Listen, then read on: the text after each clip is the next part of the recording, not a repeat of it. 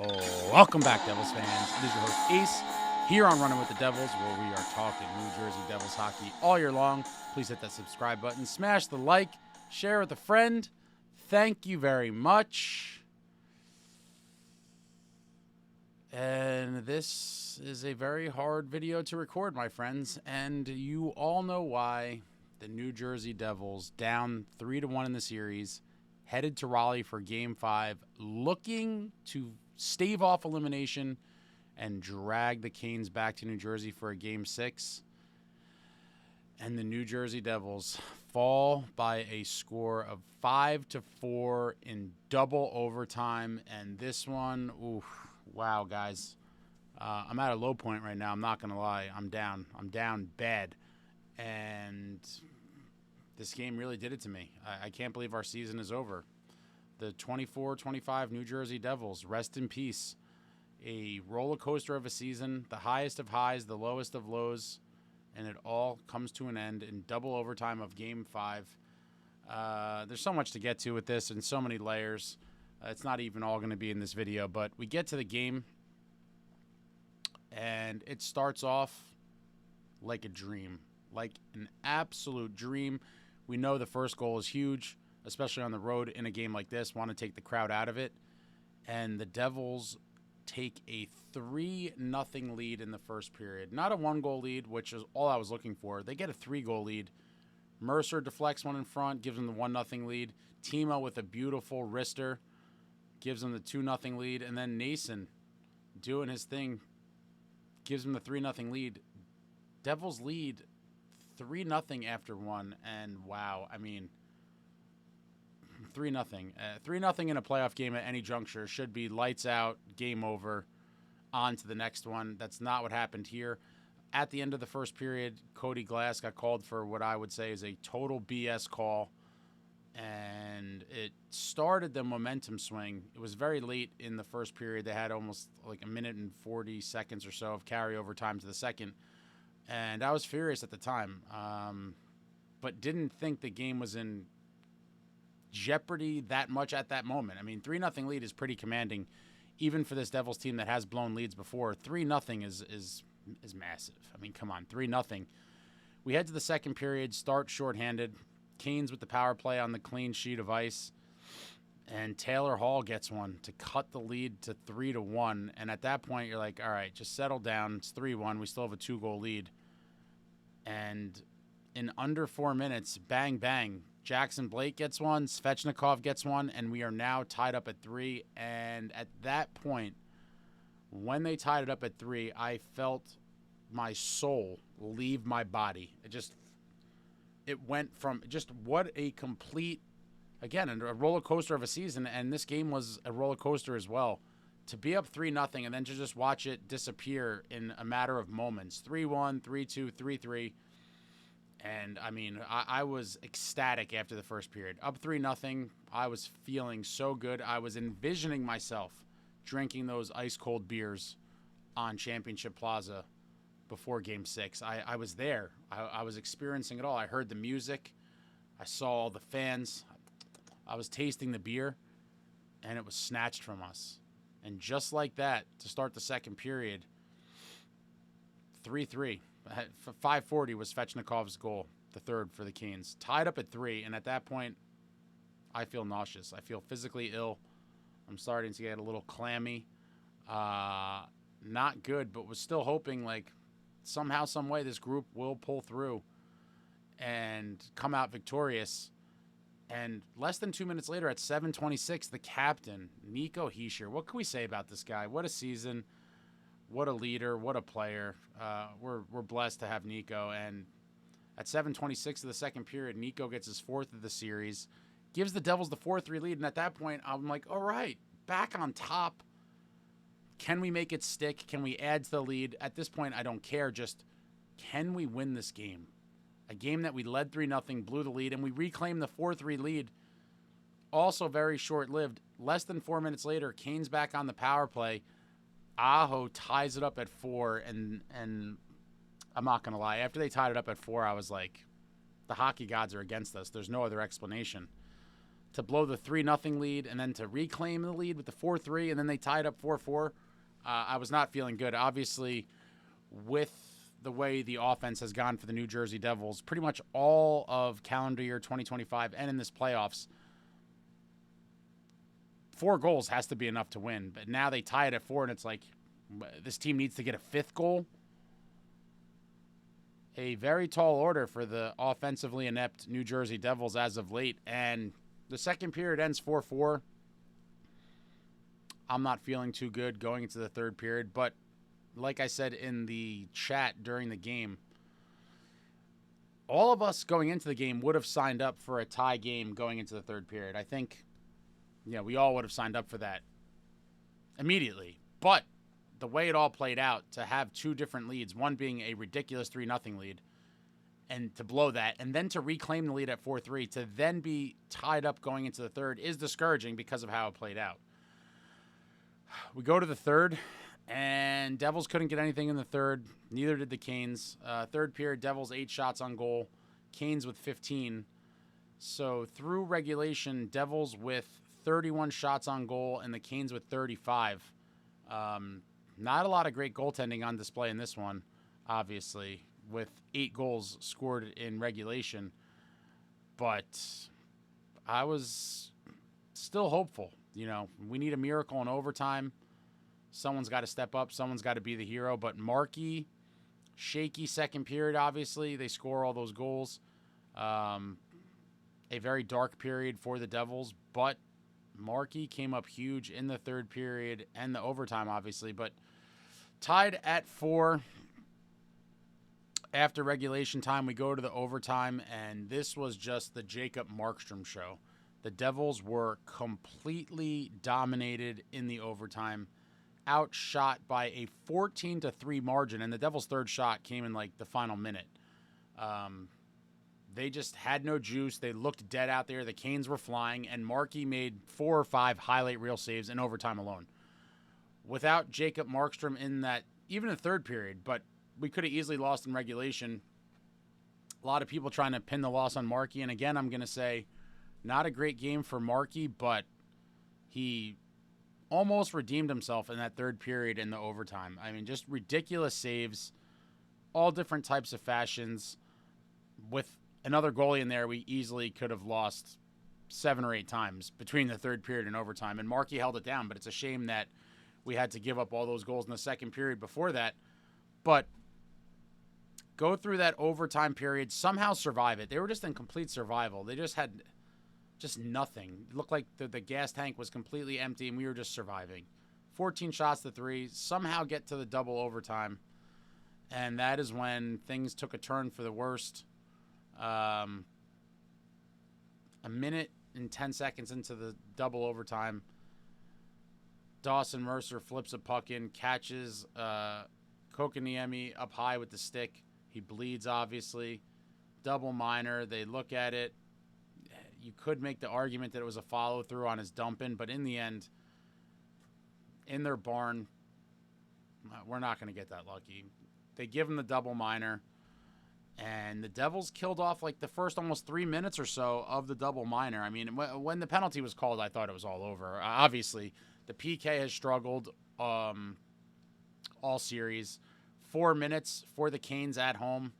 It just seemed like one of those things that, like, this is how our season ends, on a fluky kind of penalty. Mercer got to be a little more in control of his stick there, but it's a very, you see how it could happen. I mean, he follows through on the, catches him up high.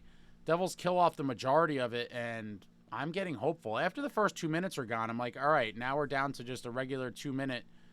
Just take it one little sequence at a time and just keep getting clears. And eventually, despite Nico Hischier just going balls out completely on that penalty kill, he had multiple clears, a couple hits. He blocked a big shot right before the goal. Shout out to Nico Hischier. I mean, what a beast. This guy's an absolute warrior. He left it all out there on the ice. That penalty kill alone was just a crazy sequence for Nico. But eventually, Aho, on the power play, gets his third of the series, ends the game, ends the series, and the Devils are out in 5. I mean, total gut punch. total gut punch. I do believe the refs absolutely screwed us in this game. A lot of nonsense penalties were called. And I do believe that was the deciding factor of the game. It was just too much to overcome. Horrible second period for the Devils, obviously, just completely gave the momentum away, had 4 goals scored on them in the period, and you can't give up 4 goals in a single period in a playoff game, especially when you're trailing 3-1. But I'm just a little stunned right now. I'm still kind of processing it all. I just watched all the post-game interviews, and I'm just kind of in a funk. You know, I love this team. I thought up 3-0 that we had a very good chance of winning the game. It turns out, no, that was not enough. And credit to the Canes. They're a very good home team. Playoff tested, proven. They've been to battles before. Rod Brendamore's a very good coach. And there's nothing you could say. You can't take anything away from them. So many tight games, but they find a way to win, and that's what winners do. That is what winners do. Whether it's a blowout or a close game, winners find a way to win. And the Canes did that last night, despite being down 3-0 after the first period. Their crowd was totally dead. We zapped the crowd. It just went exactly how you'd want it to go if you're a Devils fan. Picture perfect first period. 3-0 lead. All gets evaporated, and we lose in heartbreaking fashion. And this one's going to sting me for a while. A terrible way to lose a game, a terrible way to lose a series. And, you know, the offseason begins. You know, puck drop in a little over 5 months for next regular season, and another nearly year away from my potential playoff appearance. It really, really hurts.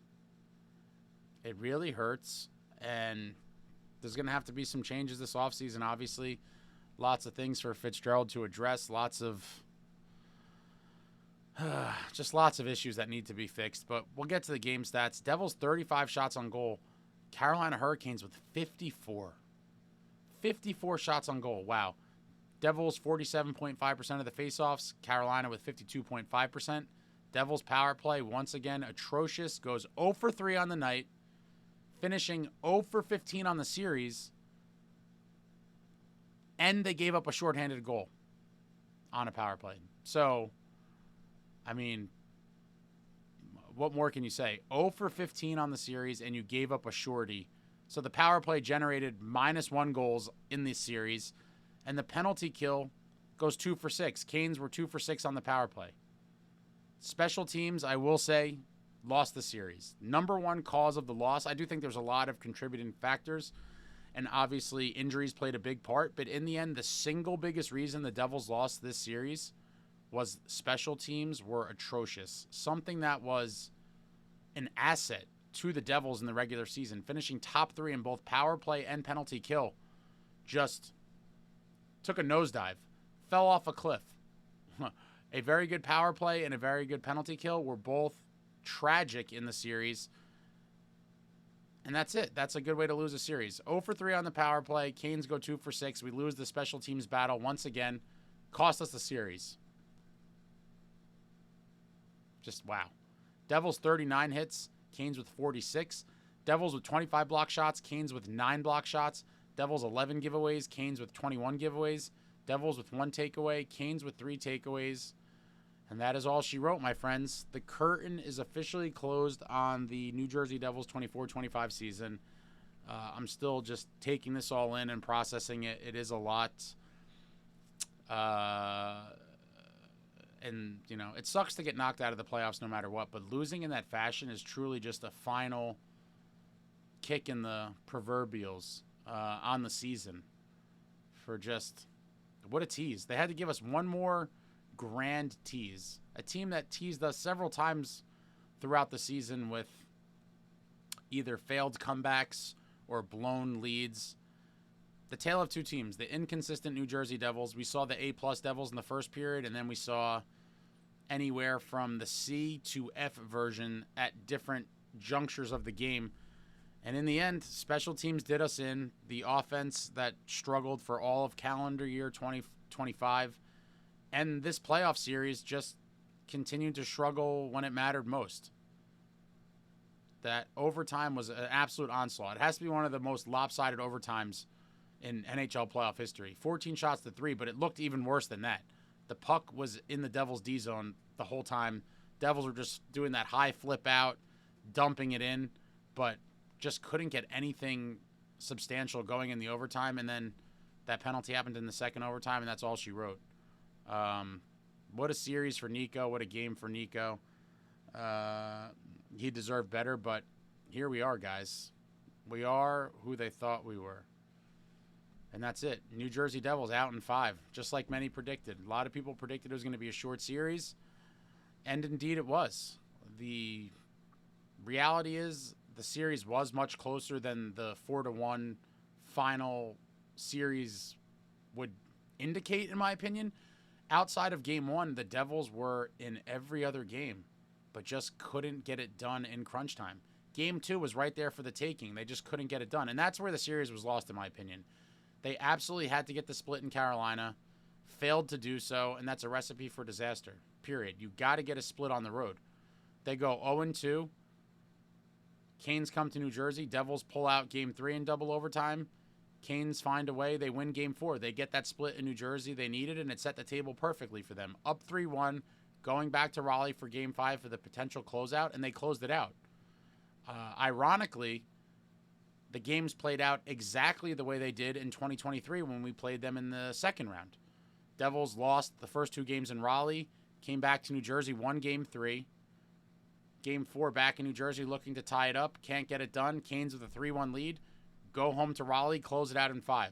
It played out literally exactly the same way. And it's unfortunate. I absolutely despise the Carolina Hurricanes and their fans for the most part. They just boo at any contact. They wanted penalties all game long, and it's like they got every call. The refs were completely pro-Carolina after the Devils got out to that 3-0 lead, and their fans are still belly aching and crying, looking for calls for the rest of the game. It's just nuts. But I absolutely despise the Hurricanes. They are right up there with the Rangers for me now. Devils now 1-5 all-time in playoff series against the Canes, and they've won the last 5. The last time we beat them in the playoffs was in 2001. Crazy. They beat us in 2002, 2006, the horrible 2009 series, epic meltdown, 2023, and then again now. They are our daddy. The Canes own us, and I am sick and tired of it. I hate their team with a burning passion. They have our number, and we just can't get over the hump. And again, credit to the Canes. Very good team. They've been a very good team for a while. They've been down this road before, and the experience shows. And hopefully one day we get there. I don't know when. I don't know how. But playoff experience matters. Brett Pesce talked about it in his interview after the game, talking about how for the young guys to go through this, it's all part of the learning experience. And it's all true, and it's all what I've been saying for a couple years now. And it's why I was so livid that we basically punted last season away. Playoff experience is invaluable. Teams need to go on runs, get to the playoffs, and go through the adversity and get knocked out maybe 2 or 3 times before they finally can go through the entire thing and capture a cup. It doesn't happen overnight. Most teams don't just win a Stanley Cup out of nowhere. Most of them have, won a round, won 2 rounds, whatever it is, maybe won 3 rounds, but they get to the playoffs, they get the experience, they feel the grind, they see the whole thing, they get the experience before they ultimately win it all. It doesn't just happen, and that's why I was so furious that this Devils club did not get that chance last season. It is what it is. They got the experience this season. Shimo Nemitz, obviously, with the redemption story of the season. I mean, what a turnaround for Nemo, right? I'm very happy for him. Started off the season in Utica. He wasn't happy about it. He gets recalled by the Devils late in the season. He's kind of in and out of the lineup. He's struggling. But on the biggest stage in the NHL playoffs, he had himself a monster series. Gets the double overtime game-winning goal in Game 3, and he had a couple monster games since. Playing big minutes, just looking very poised out there. And he's going to be a good player, I think. I really do. What an emergence for him, and what a rebound from what was a trying regular season. Shimo Nemitz is one of the only silver linings to come out of this series, and I'm a guy that hates moral victories and silver linings. I really do. I hate them with a passion. But I'm trying not to be overly negative here. But this one really stings. It really hurts. And this one will go in Devils lore as one of those playoff games that you'll never forget. A 3-0 lead to bring it back to New Jersey for Game 6, and it gets blown. But, wow. Well, let me know what you thought about this game in the comments. I'm kind of scared to even read them. But, let your comments be known. I'll certainly take my time combing through those and responding. Anything, everything Devils hockey, throw it out there in the comments. I enjoy talking to all of you. Shout out to everybody who came to the post-game live. I did a post-game show after MSG went off the air all season long. And unfortunately, last night was the last one of this season. The last post-game live as the season ends. If you're not familiar with that, I'll put the link in the description so you can check that out. But a painful one, guys. A painful one. Like I said, I'm still soaking this all in. I will have a couple more end-of-season kind of videos in the next few days.